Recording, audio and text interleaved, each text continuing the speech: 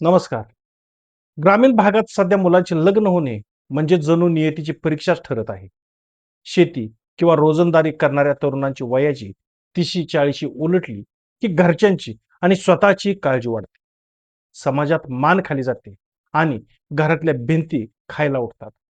अशातच एखादी मुलगी लग्नासाठी हो म्हणाली की मुलगा किंवा त्याचे कुटुंब घाईघाईने सोपस्कार उरकण्याच्या मागे लागतात. याच हतबलतेचा फायदा घेऊन काही शिकारी लग्नाच्या नावाखाली बाजार मांडून बसले आहेत.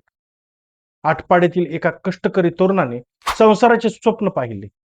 6.5 लाख रुपये खर्च केले. पण लग्नाच्या पहिल्याच रात्री त्याच्या नशिबी गुंगी आणि लूट आली. ही कथा आहे एका हतबल नवरदेवाची आणि त्याला लुटणाऱ्या एका टोळीची. काय घडलं आटपाडीत आपण या व्हिडिओच्या माध्यमातून पाहू. नमस्कार, मी सुधीर गोडके आणि आपण पाहताय मराठी टाइम्स. नवनवीन माहितीपूर्ण व्हिडिओ पाहण्यासाठी आमचा चॅनल नक्की सबस्क्राईब करा.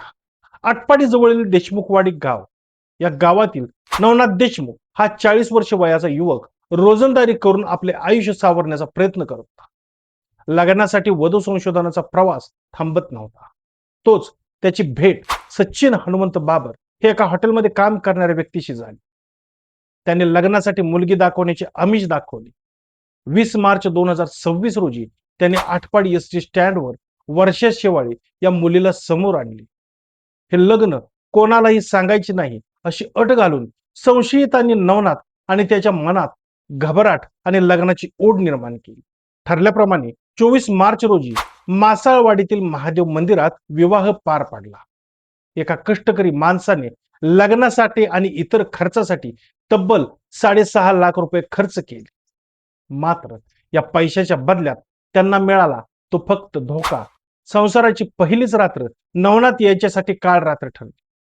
नवरीने जेवणात गुंगीचे औषध मिसळून नवरदेवाला गाढ झोपवले आणि घरात ठेवलेली 2.5 लाखाची रोकड आणि सोन्याचे दागिने घेऊन ती पसार झाली.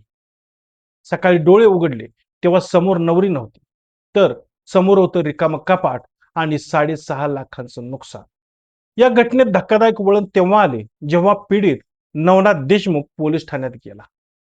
त्यांनी स्वतः हिंमत करून मुख्य सूत्रधार सचिन बाबर याला पकडून पोलिसांच्या स्वाधीन केले. पण फसवणूक झाली असली तरी ती कागदोपत्री सिद्ध करण्याचे दिव्य नवनाथ आणि त्याच्या कुटुंबियांना करावे लागले. त्यानंतर मुलगी मिसिंग असल्याची तक्रार नोंद करून पोलीस बेपत्ता वर्षा शेवाळे हिचा तपास करत आहेत आणि सचिन बाबर पोलिसांच्या ताब्यात आहे. समाजात सध्या लग्नासाठी मुलांकडच्या लोकांची जी ओढाताण सुरू आहे त्याचा बाजार मांडला जात आहे.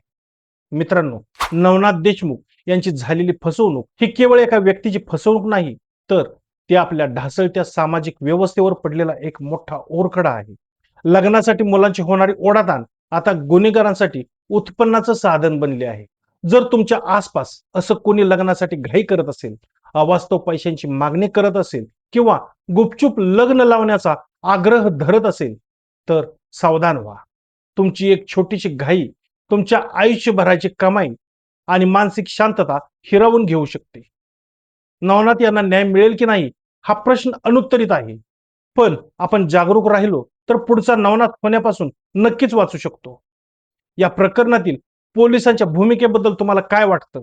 अशा टोळ्यांना आळा घालण्यासाठी काय केलं पाहिजे? तुमच्या प्रतिक्रिया कमेंट बॉक्समध्ये नक्की कळवा.